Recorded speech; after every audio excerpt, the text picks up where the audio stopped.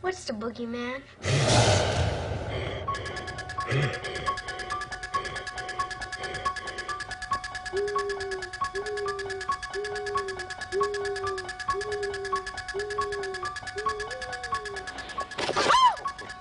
You know, it's Halloween. I guess everyone's entitled to one good scare, huh?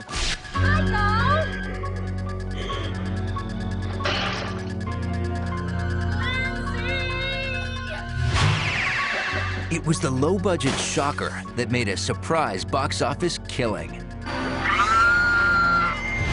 Without movie stars or special effects, it sliced its way to the top of Hollywood's record books. Everybody was surprised by its success. And it didn't succeed right away. Its making was the ultimate test for a group of struggling filmmakers who took a stab at creating a new chapter in screen horror. We were a little army. We were a little army making a film. We were just a bunch of kids trying to make a movie. But when they were doing the deed, the sexual deed... Oh, my God. Yes. Everybody did everything. Go get me a beer. I thought you were gonna get me one. It was that kind of a, you know, Mickey Rooney, let's make a movie. Totally. Anytime I'm channel surfing and I come across a scene from Halloween, you know, I just have to sit there and watch it again. It's amazing how many fans, generation after generation after generation, who have come up to me and said, I loved it, I was so scared I couldn't sleep. People really embrace this picture. Are you insane? Halloween is the Gone with the Wind of the horror movies.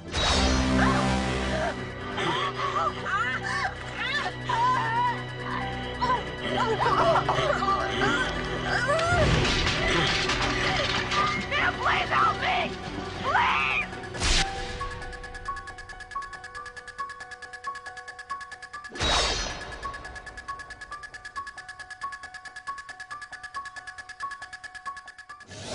I watched him for 15 years, sitting in a room, staring at a wall, not seeing the wall, looking past the wall, looking at this night, inhumanly patient,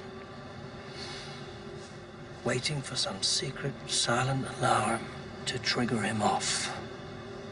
Death has come to your little town, Sheriff. You can either ignore it, or you can help me to stop it. Released in 1978, the horror tale Halloween became a box office smash and a cultural phenomenon. I saw the boogeyman. With its simple but terrifying story of small-town babysitters stalked by a maniacal killer.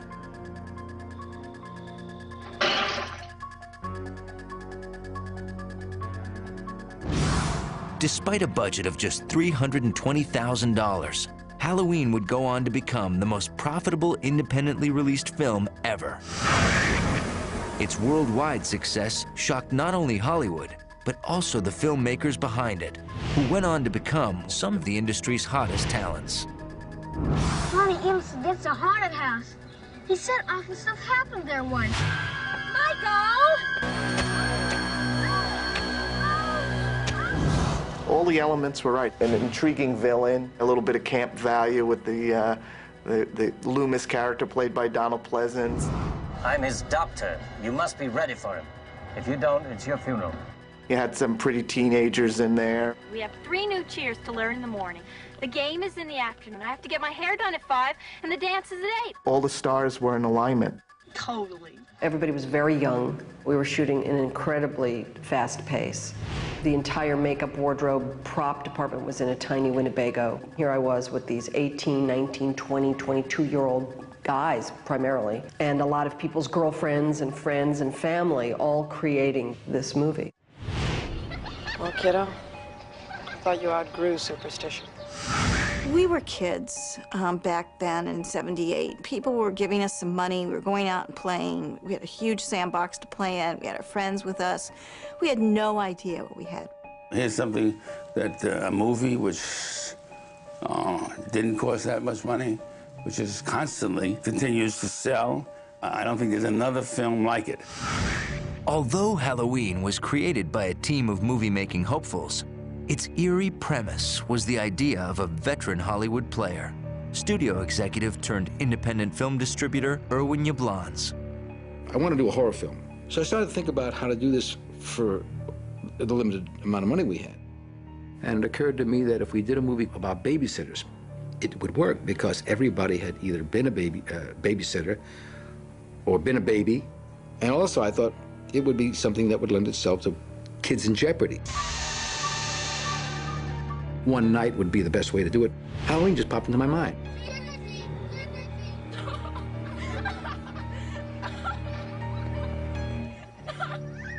Trick or treat! Trick or treat! And I thought to myself, gee, wouldn't that be great? But I'll bet somebody's done it, you know. The title's been used. Someone's made a picture called Halloween.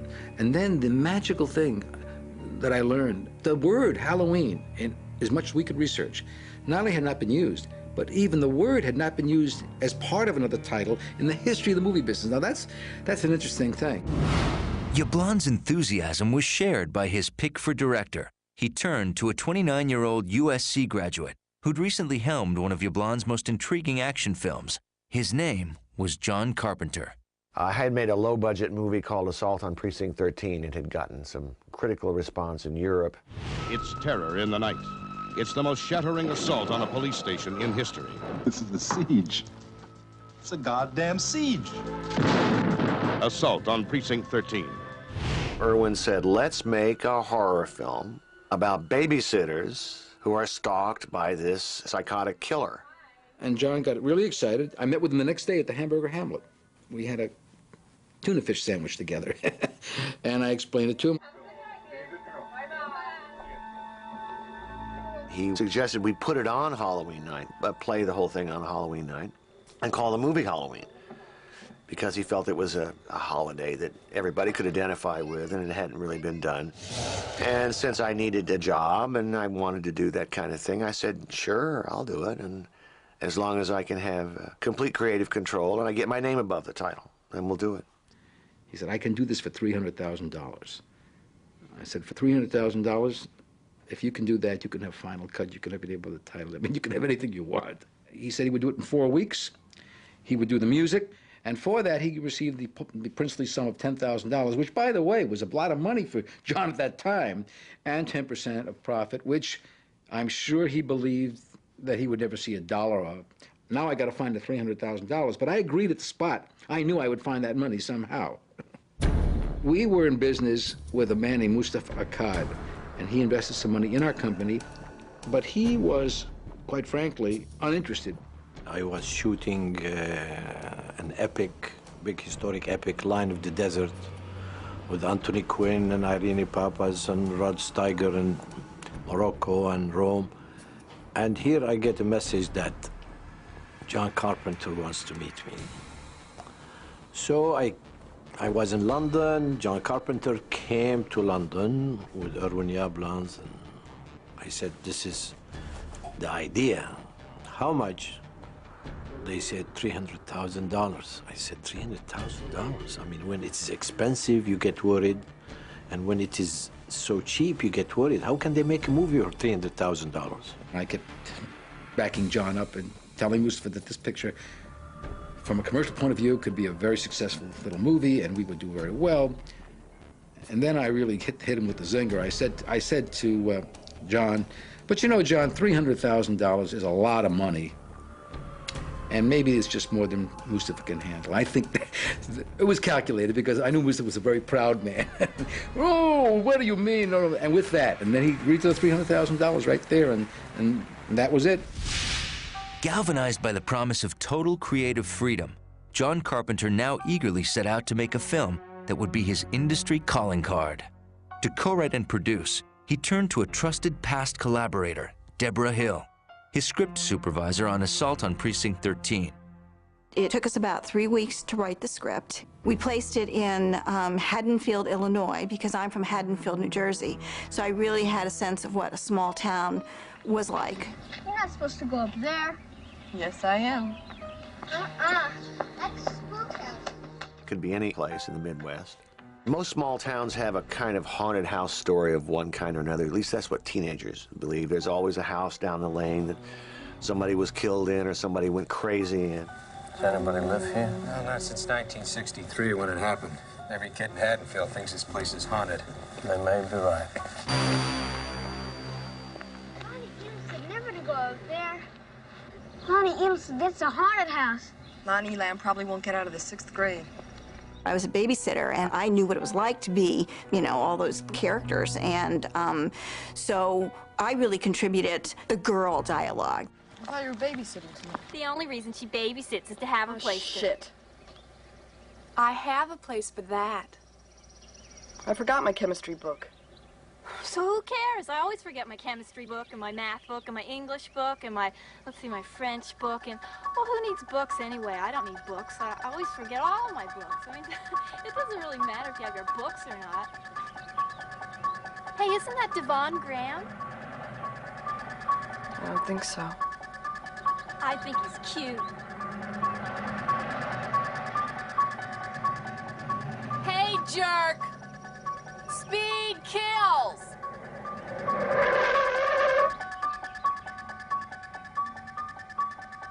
God, can't you take a joke? John really is, I would say, the developer of the whole evil concept. He gave Michael Myers that sense of foreboding. Oh, look. Look where? Behind the bush. I don't see anything. The guy who drove by so fast, that one you yelled at. Oh, subtle, isn't he? Halloween is loaded with scares, suspense scares. Hopefully not grisly or gory, but suspenseful, making people on the edge of their seats. I enjoy doing that. Creep. Lori, dear. He wants to talk to you. He wants to take you out tonight.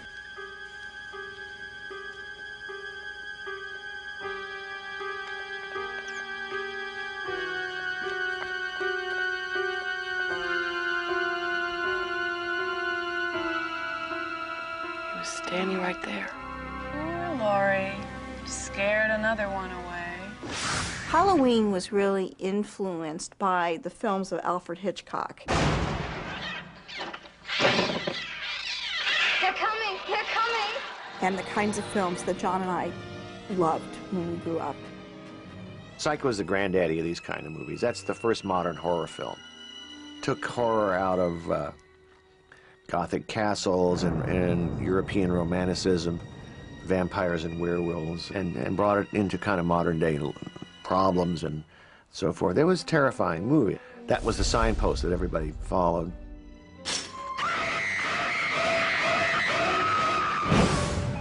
To play Halloween's good girl heroine Laurie Strode, Carpenter already had an actress in mind, a rising newcomer named Annie Lockhart. I thought she was a great actress, and she turned us down. So Deborah came up with Jamie Lee. Jamie Lee was a contract player at Universal. Jamie Lee Curtis was the perfect Laurie Strode. She had vulnerable qualities, and she was just wonderful in her audition. Excuse me, Laurie. Oh, Mr. Brackett, I'm sorry, Mr. Brackett. Oh, I didn't mean to startle you. That's all right. You know, it's Halloween. I guess everyone's entitled to one good scare, huh? Yes, sir. Nice seeing you, sir. She had just done Operation Petticoat, which was a television series.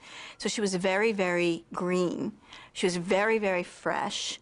And yet she was the product of these unique parents, Janet Leigh and Tony Curtis. And besides being the best actress for the role, as a producer, I saw a great opportunity to promote the fact that she was the product of this Hollywood marriage. When Jamie Lee Curtis came to mind, one thing popped in my mind.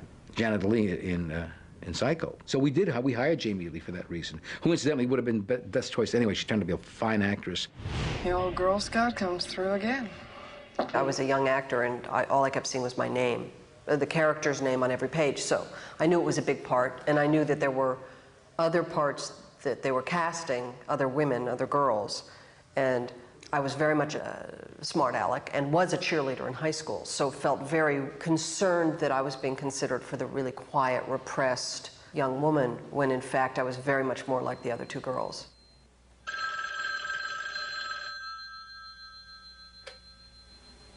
Hello? Why'd you hang up on me? Annie? Was that you? Of course. Why didn't you say anything? You scared me to death. I had my mouth full. Couldn't you hear me? Thought it was an obscene phone call. Now you hear obscene chewing. You're losing it, Lori. I already lost it. I doubt that. Listen, my mother's letting me use her car. I'll pick you up. 6:30. Okay. Bye. Bye.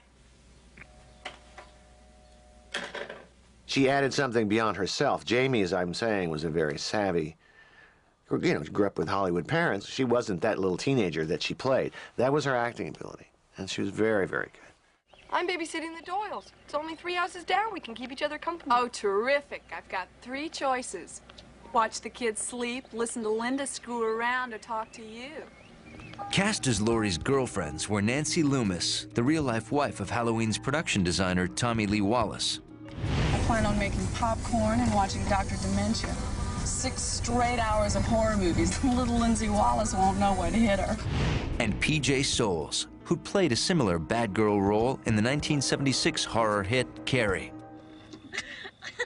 Okay, so we're gonna do, first we go inside, right? Then we'll just talk a little, and then Annie will distract Lindsay. That's when we go upstairs to the first bedroom on the left. You got it? Okay, first I rip your clothes off. Don't rip my blouse. It's expensive, idiot. Then you rip my clothes off. Then we rip Lindsay's clothes off. Yeah, I think I got it. Totally. Like a million other actresses, I auditioned. And it was only afterwards that I found out that John Carpenter actually had written the part for me and hoping that he would be able to use me in it because he had seen Carrie. Want a beer? Yeah. Is that all you can say? Yeah. Go get me a beer. I thought you were gonna get me one. Yeah. I was married to Dennis Quaid at the time, and I know that they had asked to see if he was available, but I think he was doing the movie of the week, which was kind of a bummer because it would have been fun to have him. We brought a lot of ourselves and our own ideas to the characters. All right, come on. Where's my beer? I think every line I ever said, I ended it with totally or started with totally. Totally. Totally. Totally. Totally. Totally. Totally. Totally. But among their cast of fresh faces, Carpenter and Hill were desperate to cast a recognized name in the small but pivotal role of Michael Myers' pursuer, Dr. Sam Loomis. With $20,000 in the budget, the filmmakers made an offer. My first choice was Peter Cushing. Peter Cushing was a famous British actor. I just loved him since I was a kid. This was in 1978. In 77, Peter Cushing was in Star Wars. So we called his agent and made an offer, and he would never deem to be in your little low-budget film. Christopher Lee also declined to do the role. It was funny, years later, we ran into Christopher Lee at a party, and he said, that is the biggest mistake I ever made of my career, is to not be in this movie. It was I who said, have you ever seen Donald Pleasance? And I remember Donald Pleasance playing a bit of a loony in a picture called Will Penny, and a few others, as a matter of fact. And I knew he was a versatile actor. I didn't think we could get him, but I said, wouldn't he give us a touch of class? I was a huge fan of Donald. Have been, again, since I was a kid. So we hired Donald Pleasance, and we gave him an additional $20,000. So the total on the film was $320,000. Pardon me, I'm Loomis, Dr. Sam Loomis. Lee Brackett. I'd like to have a word with you if I could. Well, maybe a few minutes. I've got to take It is important. 10 minutes. I'll be here. Donald accepted the part. My most frightening moment as a director was the first time I had to go meet Donald. Years later, I became very close with Donald. He became a very dear, dear, dear friend. But at the time, I was scared to death of him. So he said, I don't know why I'm doing this film. I don't know what my character is all about.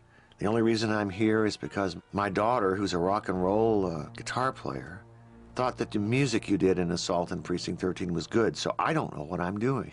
There are parts of the script which I'm now doing for John, which I can't accept. But I have to bring myself round to seeing it in his way because it's his film. I realized that he was just testing me. I think it's a little melodramatic, and certainly in my role. He got hungry. Could have been a skunk. Could have. Man wouldn't do that. This isn't a man. But of course, it's not intended to be real in that awful word realistic sense. He always wanted to test the director to see, what did you have in mind for him? Did you have passion for the role? What was going on? But oh, my heart was pounding. It was awful. It was awful. But greater frights lay just ahead. As the first day of filming now approached, and John Carpenter set out to risk everything on the most ambitious film of his career.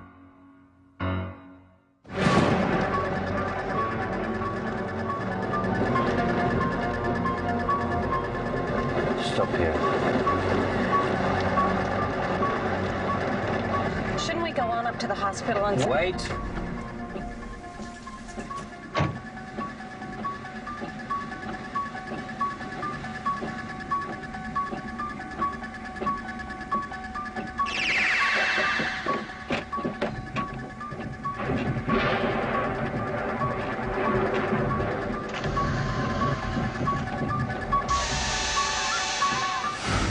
In May of 1978, cameras rolled on day one of Halloween as John Carpenter and his eager young collaborators set out to conjure movie magic from a skeletal budget.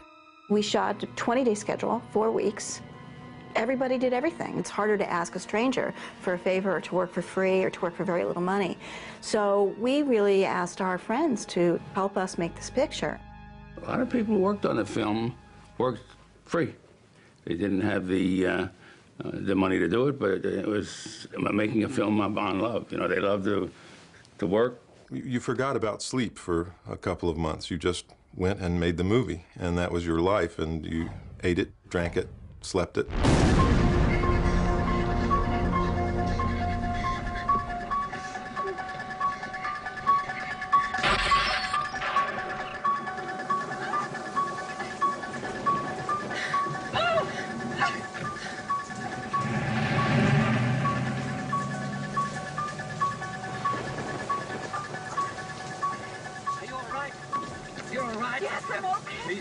He's gone from here. The evil is gone. Everybody was doing 10 jobs. It wasn't surprising to see Jamie grabbing a case and helping us carry stuff. She was really part of the crew. I always said you'd make a fabulous Girl Scout. Thanks. The actors didn't get paid very much, which is okay, though. They got scale, and that was important. I think it's the energy that everybody exuded, because we were all young working actors, you know, just people beginning, and they all brought that enthusiasm in. Hi, Annie. Laurie. Hi, Dad. What happened? What? What happened? Oh, somebody broke into the hardware store, probably kids. You blame everything on kids. Well, now, all they took was some Halloween mask, a rope, and a couple of knives. Who do you think it was? It's hard growing up with a cynical father. That was the best time I'd ever had on a film before or since. So we had a lot of fun on the set. There was a lot of jokes and kind of light. It was a light atmosphere. We had a great time. It wasn't really so much a pressure because it's easier for me to get a scene in 1 or 2 takes. You do a little bit of rehearsal and then you give 150% and you try to get it in the first take. Hey, let's look for a note. Let's don't. They had a dolly track, and I guess, you know, I had big high shoes on, so, and then we're going to go from the couch across the living room and up the stairs, and it was going to be one sweeping shot. And you know, you're always trying to look ahead and not look at the camera, look down to see where you're going, because, you know, you're trying to create this fake world here. Lindsay is gone for the night. Hey, now that's wonderful. And I guess I tripped over the dolly track. And John kept it in because the rest of the shot worked, so thanks, John. Even the movie's most veteran actor got into the Halloween spirit.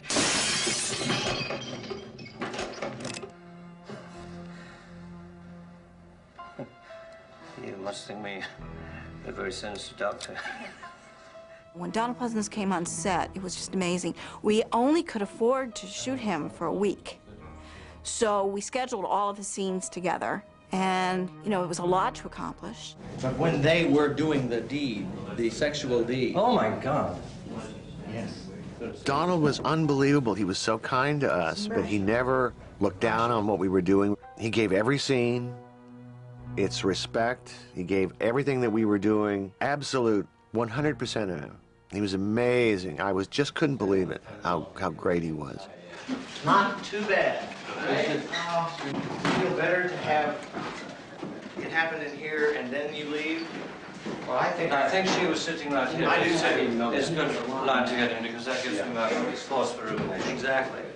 I think Donald was completely surprised when he arrived here from England that we were so young and we were such a small crew. There are behind-the-scenes shots, stills of him and I just chatting away.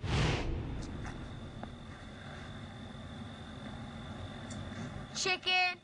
Go ahead, Lonnie. Go in. Hey, Lonnie, get your ass away from there. He was just so enamored with everybody, and so he kind of joined in. He was like pulling cable, too, and that was really great. I'd like to have a word with you if I could. Well, maybe a few minutes. I've got to take It is important. 10 minutes. I'll be here. It was wonderful to work with him because he was kind of spooky. Those eyes, you know, moving around. You just look at him and go, ooh, what's going on in there? Halloween's success would also rely not just on enthusiasm, but the effectiveness of its monstrous villain, Michael Myers. How does Samuel's view of fate differ from that of Costain's, Lori? Ma'am? Answer the question. Oh, Costain wrote that fate was somehow related only to religion, whereas Samuels felt that, well, fate was like a natural element, like earth, air, fire, and water. That's right. Samuel's definitely personified fate. In Samuel's writing, fate is immovable, like a mountain. Many of the names that they used, one comes to mind, Michael Myers, were little in-jokes that John and Deborah used from their own experiences. Michael Myers was the distributor of Assault on Precinct 13 in England. Michael Myers pushed it into the London Film Festival. That's where my reputation kind of began. So I felt I owed him. So that was my tribute to he was this dearest, dearest man. He's cute. I thought it might be a good idea to raise this Michael Myers character up to a mythic status. Make him human, yes, but almost like a force that will never stop, that can't be denied. I told them how dangerous he was. You couldn't have. 2 roadblocks and an all-points bulletin wouldn't stop a 5-year-old. Well, he was your patient, Doctor. If precautions weren't strong enough, you should have told somebody. I told everybody! Nobody listened. There's nothing else I can do. You can get back in there and get back on that telephone, tell him exactly who walked out of here last night, and tell him exactly where he's going. Probably going. I'm wasting my time. Sam Haddonfield is 150 miles away from here. Now, for God's sakes, he can't drive a car. He was doing very well last night. Maybe someone around here gave him lessons. And I suppose I was influenced by a couple things. I remember Michael Crichton directed a movie called Westworld. Yul Brynner was a robot, a killer robot that couldn't be destroyed. MGM presents Westworld. We know you'll enjoy your stay in Westworld. Hold it. The ultimate resort. Let me do it this time. Where nothing can possibly go wrong. I'm shot. Go wrong. Raw. Go wrong. Oh, my God. But when I was in college, I had a class, psychology or something, and we visited a mental institution, and this was in Kentucky. And I visited the most serious mentally ill patients. And there was this kid, I must have been 12 or 13, and he literally had this look that I gave the lines to Donald Pleasence to say. I met this 6-year-old child with this blank, pale, emotionless face and the blackest eyes, the devil's eyes. I spent 8 years trying to reach him, and then another 7 trying to keep him locked up because I realized that what was living behind that boy's eyes was purely and simply evil. It's a schizophrenic stare, is what it is. It's a real evil stare. And it was unsettling to me. And it was like the creepiest thing I'd ever seen, just because as a stranger, it was completely insane. Here's a guy who's a sociopath. He killed his sister when he was like 6 years old on Halloween night, dressed as a clown. Michael's first act of evil would be shown in a sequence that required all of Carpenter's ingenuity and a stunning new camera only recently invented. When I was making student films, I was in love with dolly shots. I was in love with Orson Welles' opening shot in Touch of Evil, which is a big, long crane shot. But physically, when you do dolly shot, it takes a long time. You have to lay down this track, and you put the camera on a dolly. You get these people to push it. And, you know, it takes time. We don't have the time on a low-budget film to make a lot of dolly shots. And then I discovered something called the Steadicam, or the Panaglide. That's a Panavision version.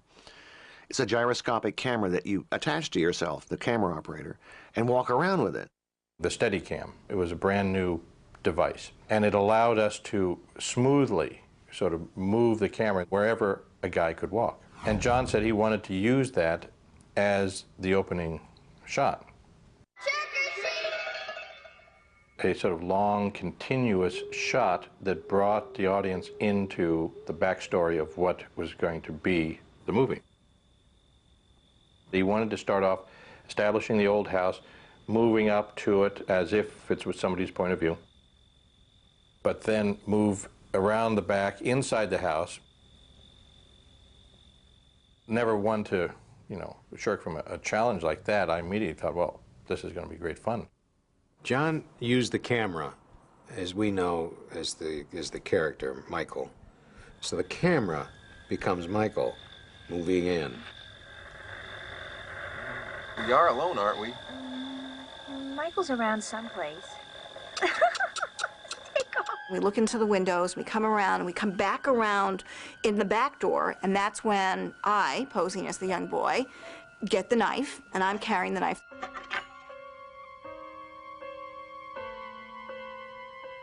Obviously, when you shoot with children, you're limited in terms of the time to shoot with the kids. It's a very, very complicated lighting setup, very complicated shot, and that was going to take up most of the time. So they needed somebody whose hands were small enough. So I became, you know, the kid.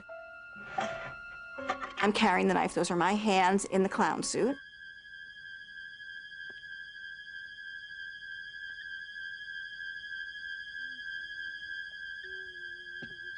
That's me climbing upstairs with the camera behind me.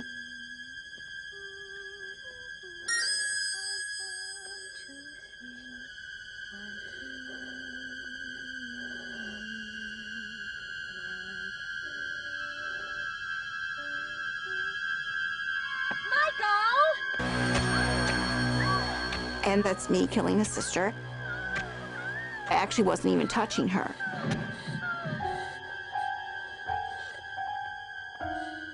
It was also a challenge because the shot took almost exactly one roll of film each time. So every time we did the shot, we would just barely get it done and the film would run out. Eventually, they decided they wanted to piece together, I think, 3 of the different takes.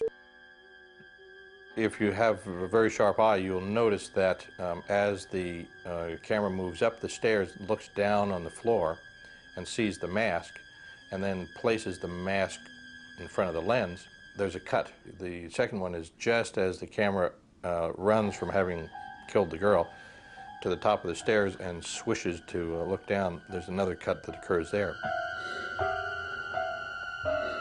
It took us a night to do the whole sequence.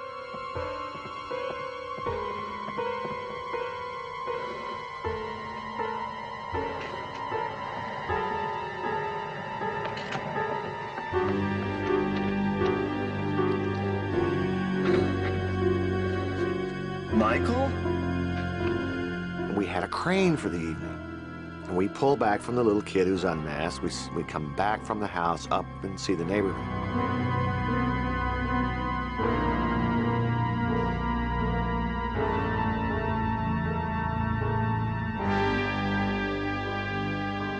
That was an ambitious shot for a little low-budget crew.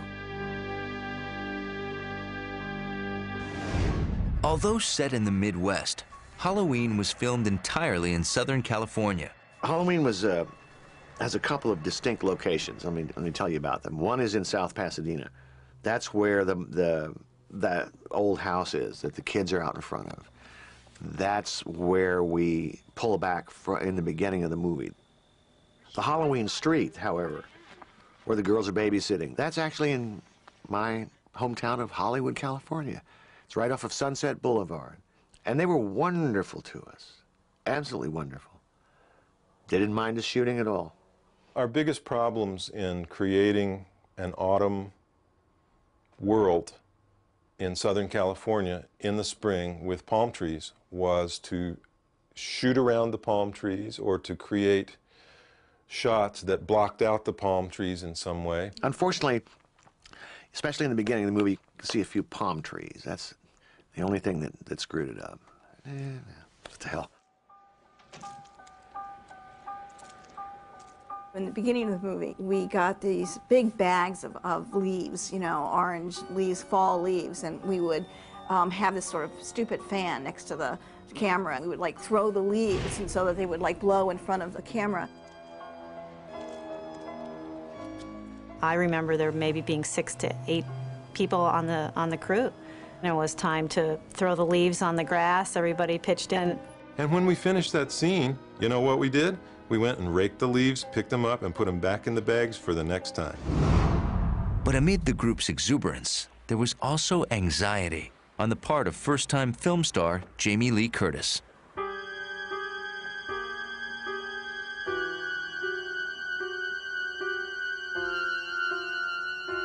The first day we shot, I remember going home and thinking I was going to be fired. I just thought I sucked. And I remember being at home and my roommate said, "Jamie, the phone's for you, it's John Carpenter." And I thought, oh man, this is it. Hello? Hello? Who is this? And he called to say how happy he was with the day's work, and I just thought that was great. It's never happened to me again. This was her first big break, and she wanted to be very good. So she and I had a great time together. We had a hoot because she's very funny, she's very charming, she's very lovable, and you know, we became very good friends after that. I just was totally enamored by Jamie. I felt like Jamie was my little sister. She really needs a lot of love and a lot of confidence building. And I think that's what makes her so unique as a talent, is that the lack of confidence she makes up for sort of a bigger-than-life character. You know, you could ask somebody. Well, I could. Sure you could. All you have to do is go up to somebody and say, "You want to go to the dance?" You could do that. I couldn't.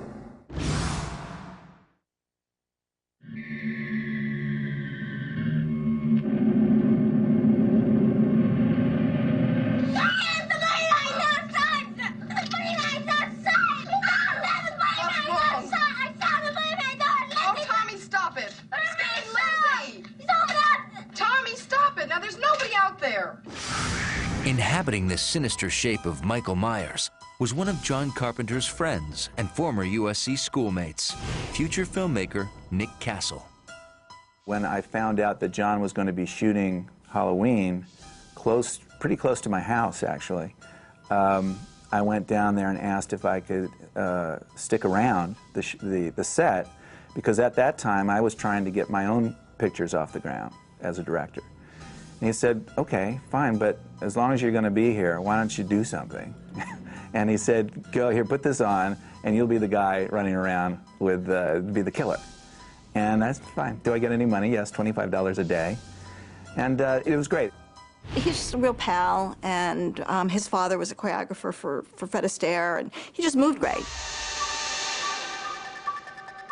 And I think John really wanted to play him as that, where he just looks, and his head turns, and he's enamored by this sister-like character that he sees in Laurie Strode. He makes the connection. He breaks out of the insane asylum and gets to his house and sees this young girl and makes this sort of subtle connection. Wish I had you all alone, just the two of us. I basically asked the actor question, what is my motivation? And he said, your motivation is to walk from this point to the end point and roll.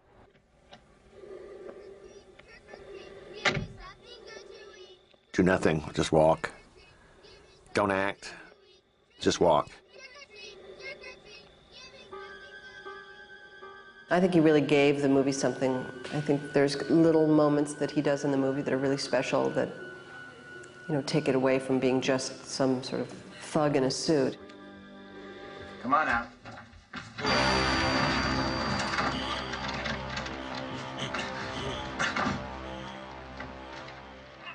The only crazy thing he did was when he stabs the kid.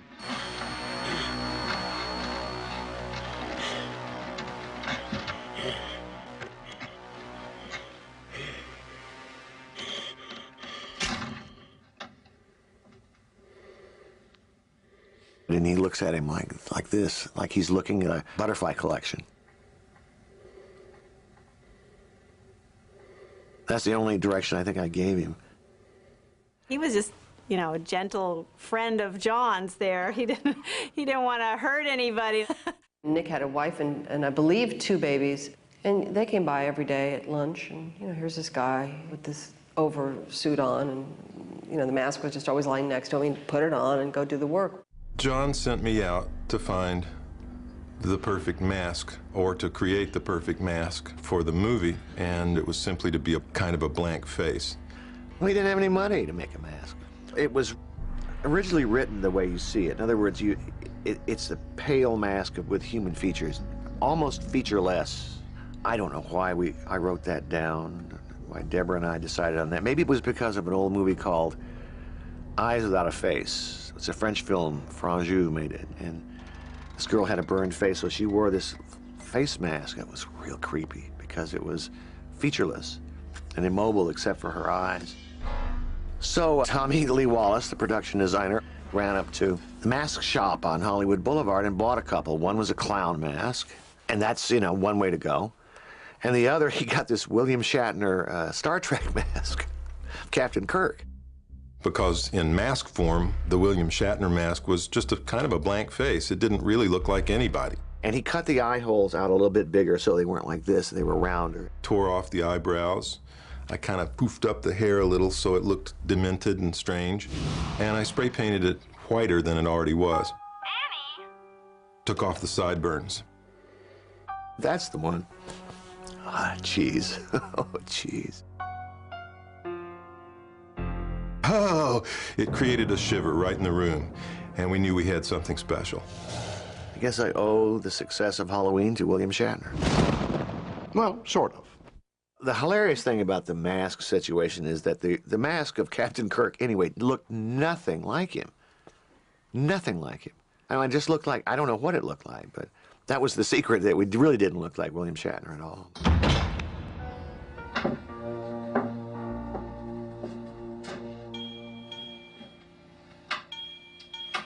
Terrific. John was acutely aware of the importance of composition.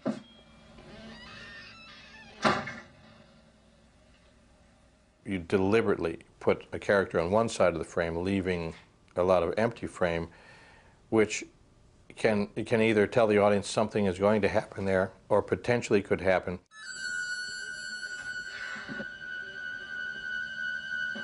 Hello? Who's there? Paul, is this one of your cheap trips? There's one where Nancy Loomis is in the kitchen talking on the phone. Hello? Hi, Annie. Oh, hi, Paul. Stuck, huh? All right, cut it out. It can happen to anyone. And the camera sort of pans with her. And it's, as it passes by behind her in the doorway is the shape standing there. And camera gets off of it, and then when it comes back, he's not there. Yeah, but I've seen you stuck in plenty of other positions. My parents are gone. Oh, that's fabulous. When did they leave? About a half hour ago. Oh, utterly fantastic.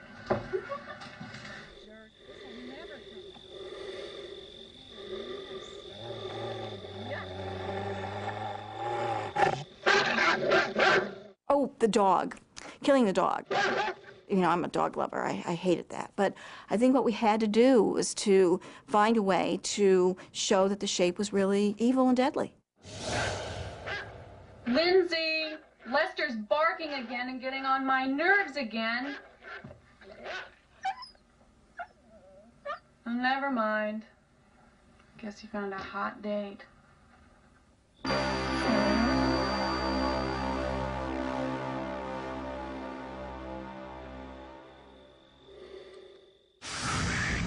In crafting the story of Halloween, John Carpenter cleverly balanced high tension with carefully chosen moments of comic relief.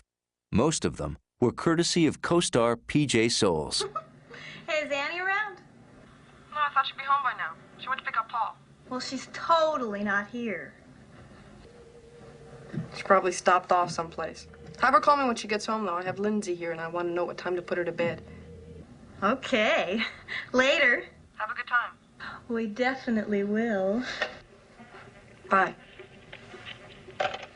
You know, Jamie always told me she was jealous of my part because I got to do all the fun stuff. I had a lot of make-out scenes. Yeah. Can't help it. The phone keeps ringing. Oh, and I can't keep you interested, Just huh? answer the damn phone. Well, I can't. What if it's the Wallaces? Get Annie in trouble, you know. Just take it off the hook.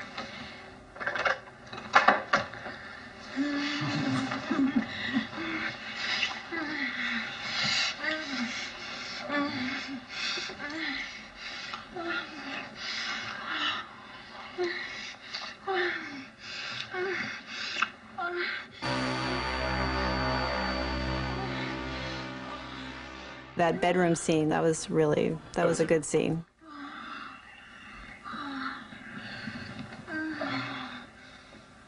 Oh, fantastic.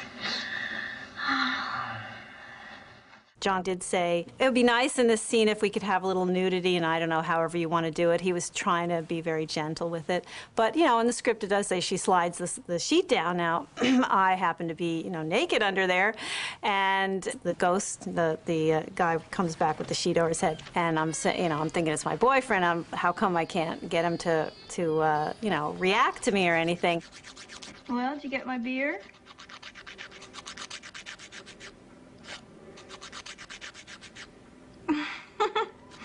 Cute, Bob, real cute. I think the line was, okay, big guy, come over here, but instead I slid the sheet down and say, See anything you like? I just thought that was really funny, and John liked it too. So, and that's become a classic line. In fact, the first time that I had gone to see the movie in Hollywood, there was a guy behind me, right behind me, and I was sitting there watching, and I say, see anything you like? Well, can't you answer me? And the guy goes, you bet your sweet beep I do.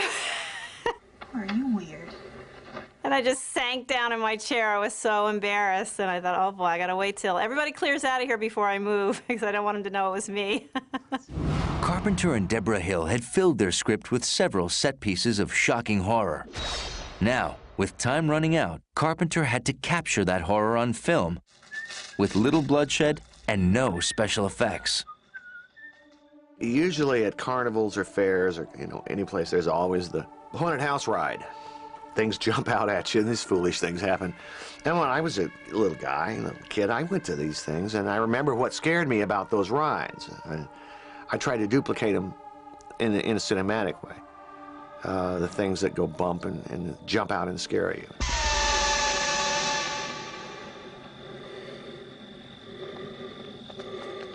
We wanted it to not be gory, we wanted it to be scary, and there's a big difference between gore and scare. John is, from childhood, from earliest days, one of his passions was scary movies. And when he got his turn, he drew from the lessons he had learned watching these movies, and one of the cardinal rules is don't show too much of the monster. One of the oldest tricks in the book is to understand that it's not what you see, it's what you don't see that gets you scared. It's about knowing something's in there, and when your character, for some compelling reason, must go in there, it's about anticipation. Where's it going to happen? John often likened it to the idea of a Jack-in-the-Box. When you're playing this tune, which is awfully friendly, but suddenly it goes, "Ah!"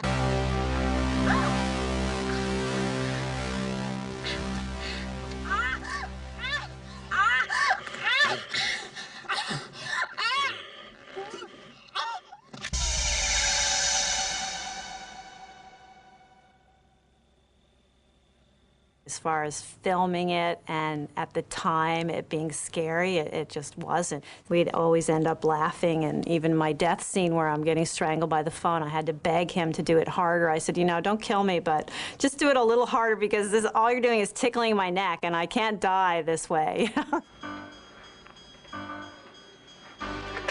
Hello? Hello? All right, Annie. First I get your famous chewing, now I get your famous squealing. Annie, are you all right?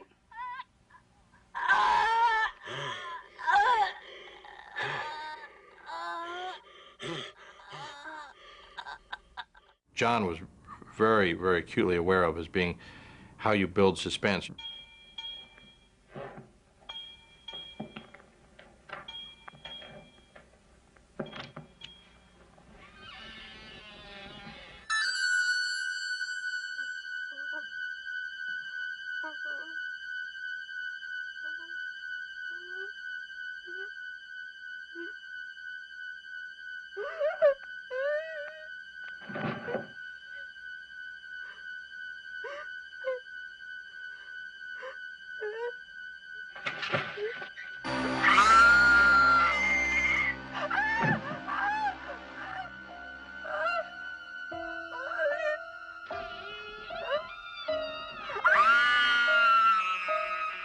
The great moment when Jamie Lee's running in the house. She runs upstairs and is hiding in a corner where she thinks she's safe, and it's sort of dark. And John said, how can we accomplish the idea that our eyes are sort of getting used to the dark, and we're starting to see the fact that Michael Myers is hiding there? And I said, oh, well, this will be fun. So we set it up with a small light on a dimmer. I gradually turned the light up so it began to just barely expose the film. And then you start to notice something. She's back there, and there's no exposure on it. There's just black, and then slowly he just turns it up so you barely begin to see a little exposure on the face, and then he comes out.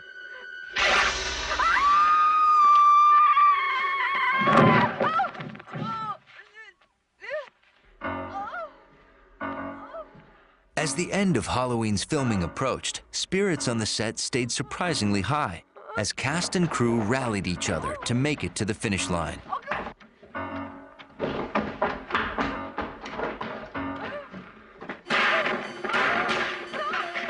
John clearly knew what he wanted. There was no waffling of a sort of first-time movie director. There was just no time to even question it. When you make a low-budget movie like this, it forces a director into committing and being creative, trying to be creative. How can I do this so the audience will watch it rather than being really bored with it? I think that's one of the strengths of Halloween, is the sense that this pace is different. It's not the cutty pace that you're used to. We didn't have enough time.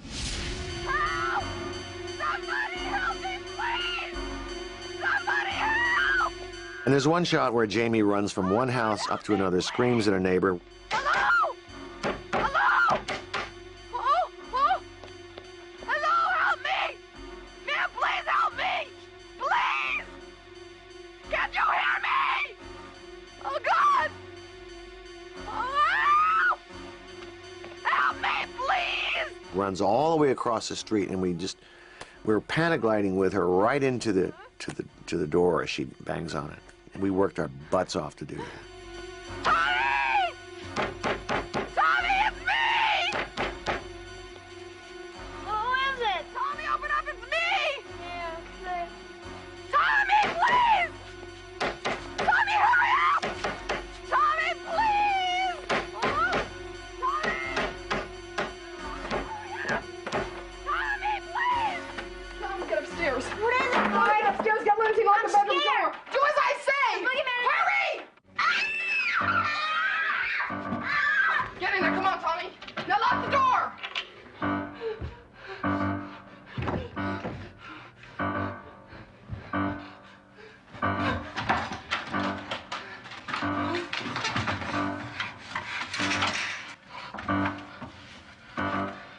If you watch the picture, it builds and builds and builds and builds and builds.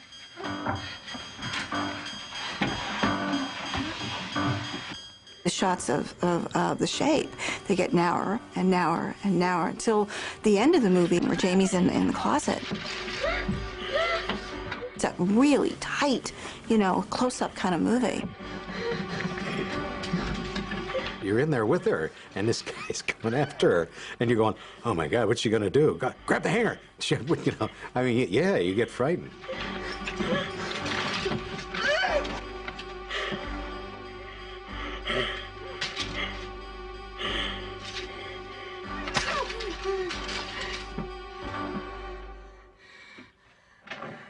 At the end, of course, Jamie Lee is always dropping the stupid knife. He wanted her to be a very vulnerable little girl so that you, as an audience, cared about her. Come here. Now just listen to me. I want you to go down the stairs and out the front door. And I want you to go down the street to the Mackenzie's house. I want you to tell them to call the police and tell them to send them over here. During the shoot, John Carpenter was also busy working on another ingredient, the music score, which the keyboard-playing director composed himself. I had 3 days to do the score, and my father bought me a pair of bongos, believe it or not, when I was a teenager, which I never particularly learned how to play, but he taught me 5/4 time on them. 5/4 time, it became the Halloween. That's all that is. Da da da da da da da da da da da da da da da. It worked. So I just did it on the piano, octaves, and put some synth strings and so forth on it.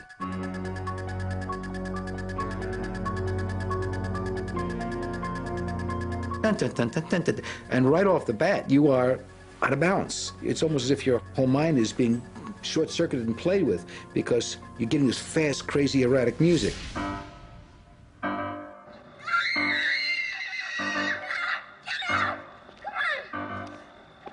With the music, it went to an incredibly other dimension. I mean, it was another movie completely. It was so effective. Now, you say, how long did it take? Well, how long could it take? John had 4 weeks to prepare the film. He had 4 weeks to shoot it and 4 weeks to finish it. So he probably did it while he was shaving. Well, it didn't work without the music. And interestingly enough, I showed it to an executive from 20th, but I didn't have the music on it. And she said, this is not frightening. There's nothing scary about this movie. Fate caught up with several lives here. No matter what course of action Collins took, he was destined to his own fate. Did not have music. So that taught me a valuable lesson. It wasn't effective because it was all silent. Fate caught up with several lives here. No matter what course of action Collins took, he was destined to his own fate.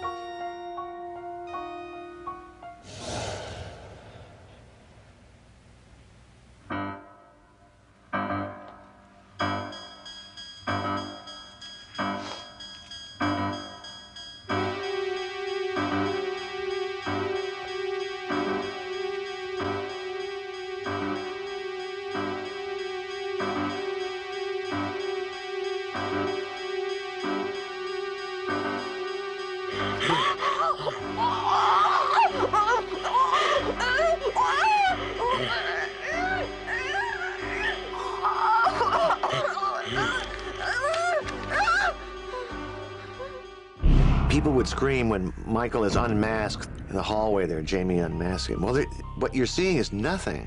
It's just a guy under there. But you're so built up to it, people would scream at it.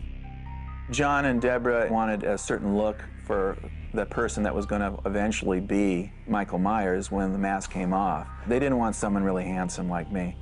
So they said they wanted someone that looked more angelic, kind of against type. But I'll let the audience decide if they actually made a good casting decision there. I think I would have been much better, frankly.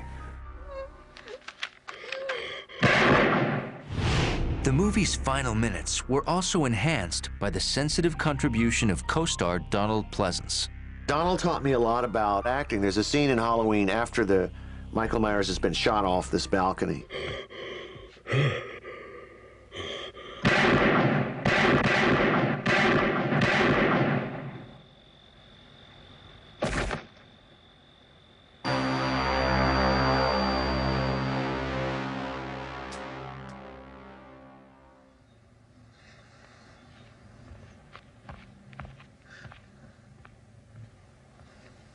Donald's character sees that the body's gone. He said, I can play this two ways.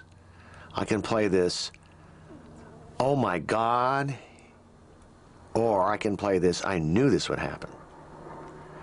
I said, I didn't know what to say, so I said, can you do it both ways for me?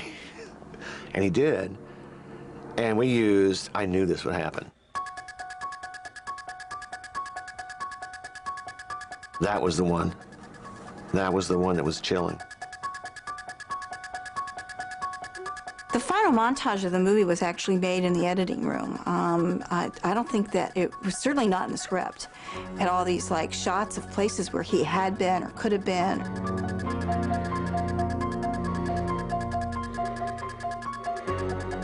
The ending means he's not only gone, he's everywhere.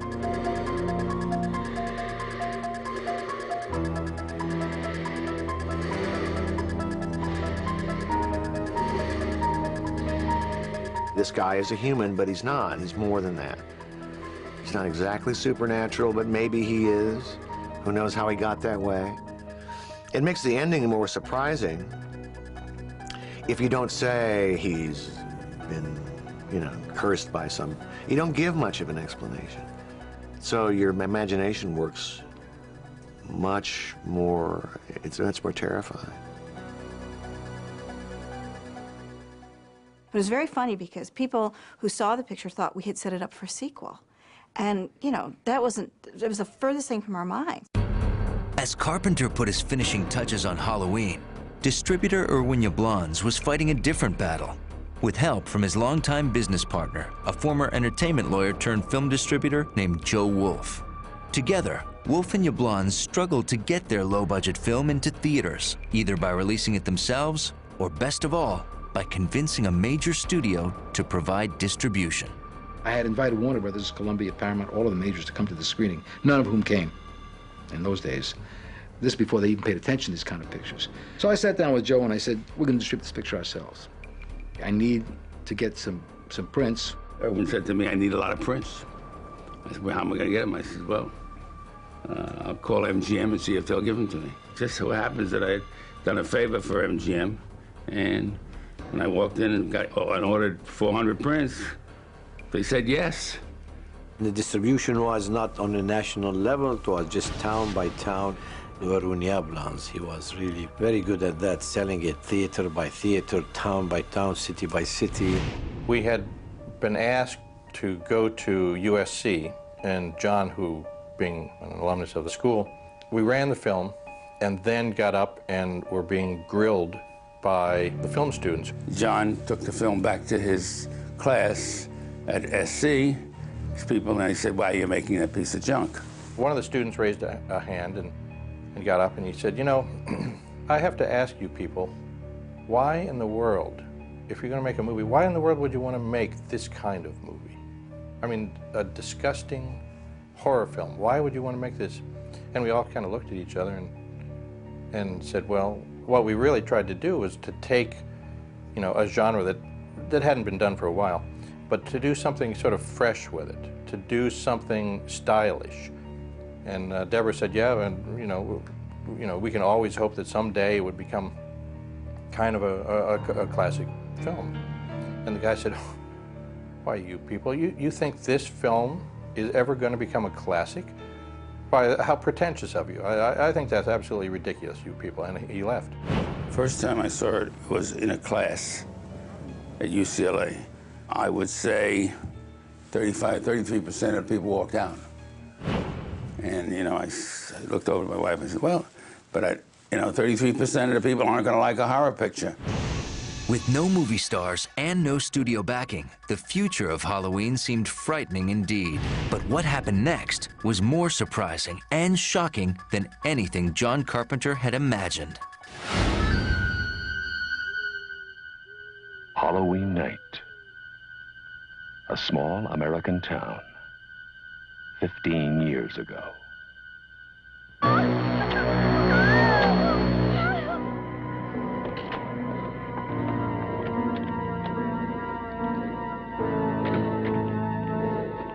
Michael? Halloween.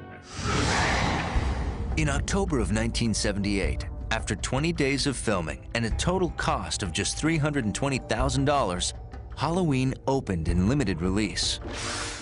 The very first engagement of the picture in a paying situation was in Kansas City, in 4 theaters. And I remember sitting by the phone that night waiting for the receipts.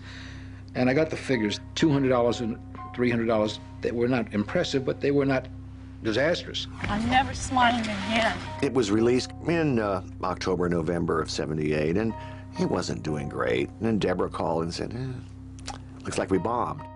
Don't underestimate it. The next day, I got a phone call. They were double. The next day, they were triple.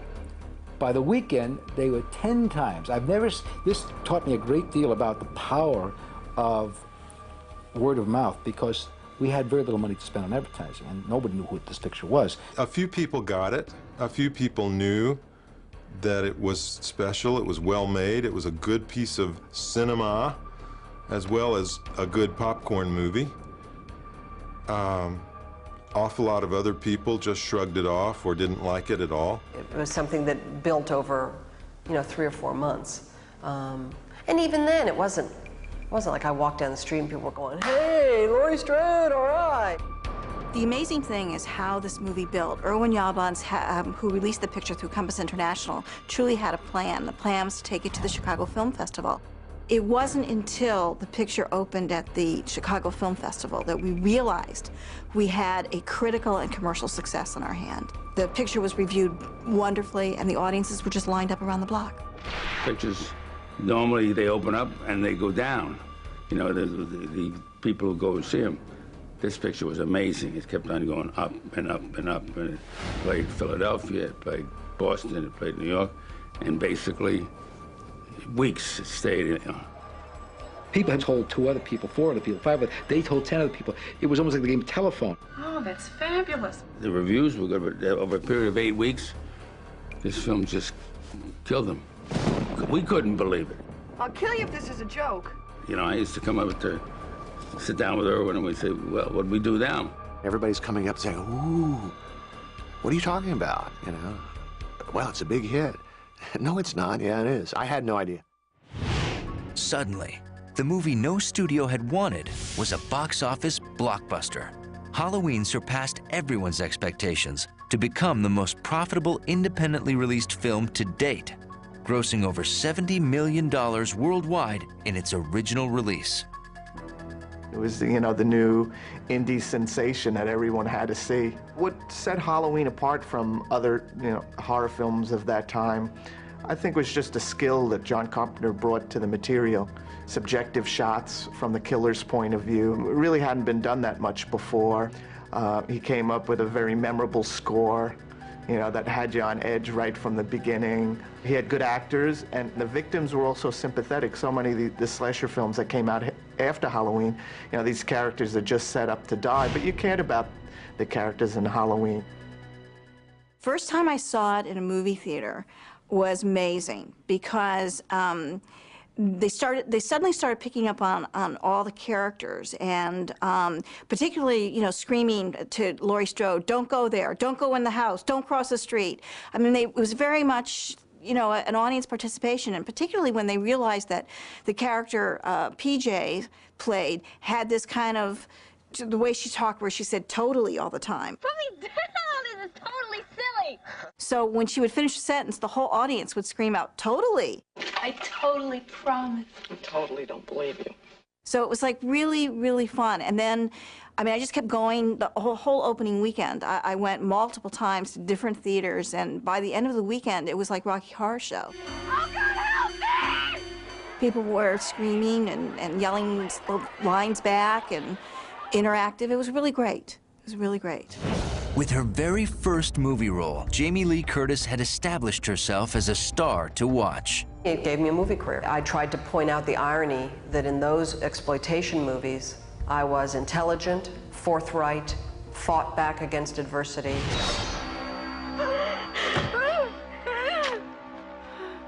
And she got to do all this great stuff. She got to be frightened and scream. She got to be caretaking to the kids. She got to fight the monster. I mean, she did all kinds of great stuff. And that's a dream part. Halloween also launched the careers of its talented makers behind the camera. Most of the people, you know, in Halloween, people have become major contributors to the film industry from this film. Everybody has been successful. Dean Cundy became one of the top cinematographers in town. Deborah Hill became an ace producer. Nick Castle became a director. You know, lots of times you hear about the curse of something. This is one movie where I can really kind of, I can't think of anybody who was cursed. Everybody benefited, everybody has been successful. It's been only a positive story. By virtue of the contract that I had as the writer-director, I had a net participation profit deal, and I got the biggest check I had ever seen in my life from Halloween. It was stunning. I couldn't believe it. The film's simple plot also became fodder for serious analysis by many of the nation's top movie critics. Some saw a conservative agenda in a story that hinged on the murder of sexually active women. But its director disagreed. The teenagers that were victims are sexually active. But that misses just the essential point of the film. The movie's about the revenge of the repressed. And Jamie Lee has a connection with the killer because she's repressed too. It's tragic you never go out. You must have a small fortune stashed from babysitting so much. Guys think I'm too smart. To me, these kids are just engaged in normal teenage behavior. They get killed because they're not paying attention. They're involved with their boyfriends and they don't think anything's going on. There's no Christian right morality. No. And psychiatrists and academics tend to read a little too much into Halloween. You know, Carpenter just wanted to make a scary movie. I asked my son, he was 17, why do you go and pay money and go and see these scary movies? He said, Dad, I take a girl to the movies. After 5 minutes, either she's grabbing me or I'm grabbing her. And this is so, next day he will take a new girl. Jerk. God, I've got a shirt on. That's all you ever think about. Soon after Halloween's success, John Carpenter's creation received the ultimate Hollywood compliment of imitation. Now, the same studios that had turned the movie down began making a series of blood-stained imitators. You know, it was the first of the horror movies. You know, everything came after that. Friday the 13th, Nightmare on Elm Street, which I was involved in. Created a whole, industry of slasher films. From Friday the 13th, and any holiday wasn't safe anymore. You had New Year's Evil, Silent Night, Deadly Night, April Fool's Day.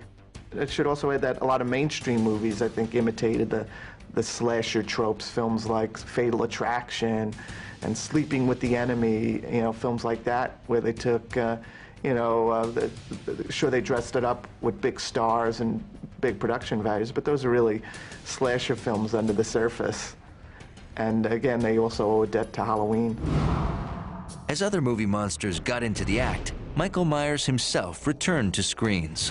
Dino De Laurentiis with Universal came, they wanted to do a sequel.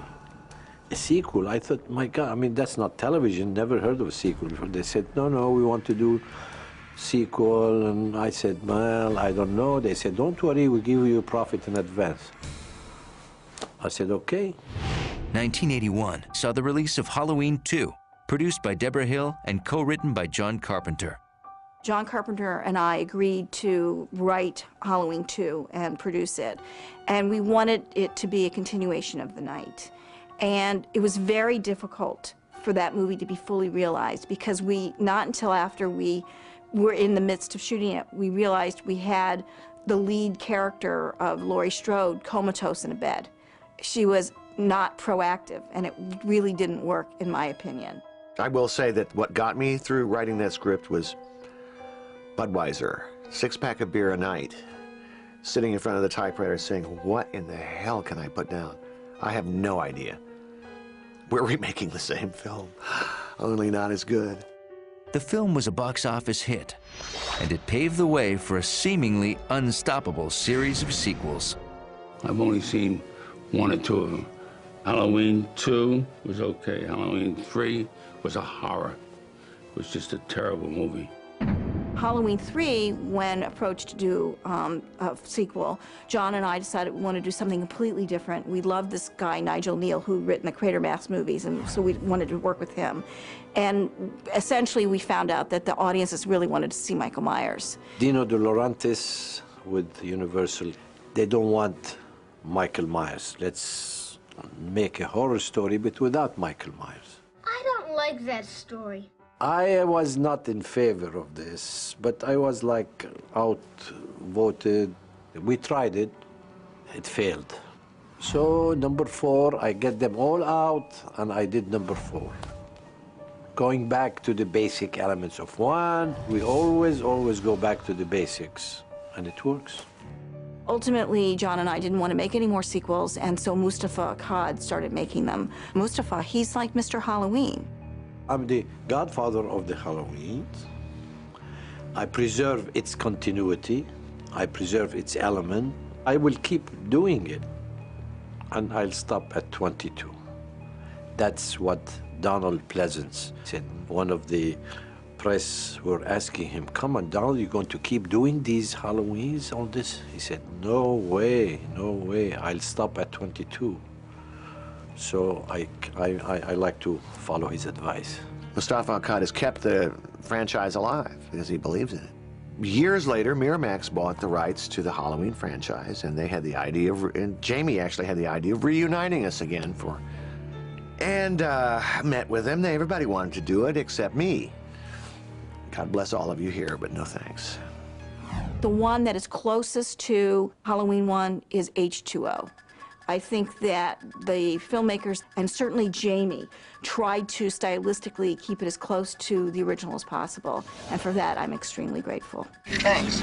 I have lots of fight with scriptwriters all along this series, whereby I don't want him to be killed. Okay, he can be shot, he can be wounded, but not have him in a dynamite blow up or chop his head or do, because it means, you know, he's dead. How can we get him back? Actually, I'm still involved in the Halloweens. Make another one sequel, I get the benefit of being paid some money, which is wonderful because I'm a capitalist and enjoy that. But it's Halloween 1 that brings them all in. And when people go and buy, and they buy Halloween 1. NBC wanted to buy Halloween and put it on TV, but it wasn't long enough. They had a running time of, I forget what it is now, and we were 2 minutes under or something, so I had to shoot additional footage. Carpet footage, I call it. Michael Myers is the most dangerous patient I have ever observed. Doctor, there is no diagnostic evidence to support that statement. He's covering up. This catatonia is a conscious act. There's an instinctive force within him. He's waiting. For what?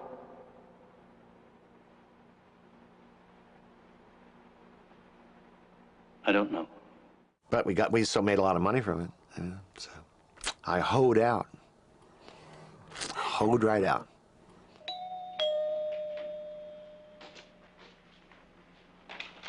Hi. Hurry up, hurry up. What's wrong? Shut the door, shut the door. guy is following me. You sure? Yeah, I'm sure. I think it's that guy that passed us in the street in that station wagon. I couldn't see him very well, but I think it's Steve Todd. His brother has a station wagon. No, he was parked outside the school today. Right outside the window, he was staring at me. Steve Todd was staring at you? Somebody was. A while ago, he was in my backyard. Well, or maybe he just wants a date. Oh, shut up! Well, someone could want a date. I think they should have left it the way it was, but NBC required these changes, and they were made. What's amazing to me as a writer of it and producer of it is that 20-some years after we made the picture, there's still a huge fan base out there. People adore it, you know, it's like Rocky Horror Picture Show, it's like any of the movies where people can dress up as the characters or get that mask. All right. Yeah, it did inspire merchandise and merchandising over the years. You know, there's been Halloween masks, posters, and dolls. I have all the little action figures at home. I am actually an action figure. That's kind of exciting. There's Luke Skywalker, there's, you know, then me, you know? So that's a lot of fun. Goddamn kids. They'd do anything for Halloween. I suppose there's one thing about Halloween that I hold very dear and precious, and that is that much like the killer himself, Halloween seems to never die. People constantly coming up and say they saw the film and they remember when they saw it, when they were kids, or they've seen it on TV.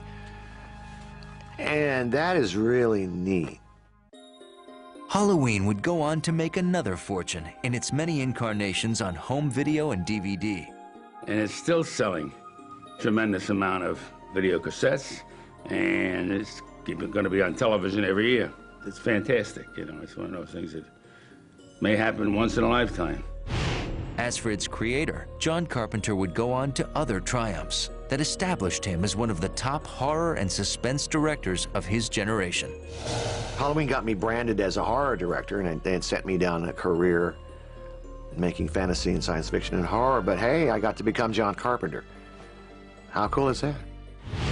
Despite John Carpenter's other successes, many still consider Halloween his ultimate accomplishment, and it endures today as a chilling horror classic and a still inspiring example of filmmaking ambition and imagination. Man wouldn't do that. This isn't a man.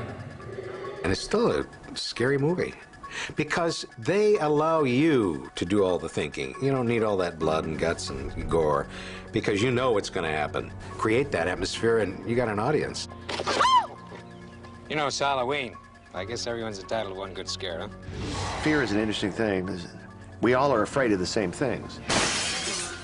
Lori, the boogeyman is outside. Look. That's what makes these movies so universal. That makes them play in every country. Help! Oh, God, help me, please! We're all afraid of death, loss of identity, loss of a loved one, disfigurement, all the horrors of humanity. We all have them. We can all relate. If it scares you and you can sit on the couch and get a little closer to your girlfriend and put your arm around her and make her feel a little better, you know, and comfort her while she's squealing in the chair there, then that's a good movie to see. Have a good time. We definitely will. And I advise some of these, from the married, take a husband and put a tape of Halloween and watch it. I think it will bring out some emotions or some intimacy. Oh, fantastic. I love Michael Myers.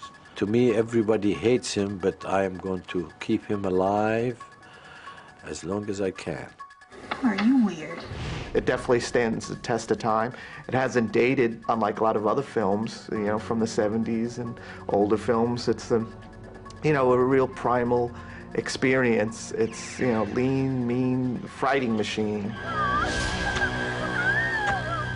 Like Hitchcock, Carpenter was really able to mine those feelings that nobody's safe no matter where you are. You know, you leave the big city and you go out into the suburbs, but there's evil lurking out there too. You can't kill the boogeyman. He's everywhere. Evil still lives. He will always live. He's in the shadows. He may be in your house. He may be in mine. Oh, no. Cute, Bob, real cute.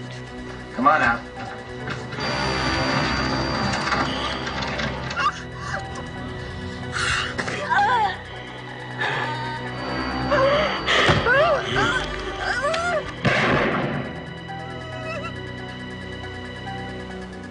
Was the boogeyman? As a matter of fact, it was.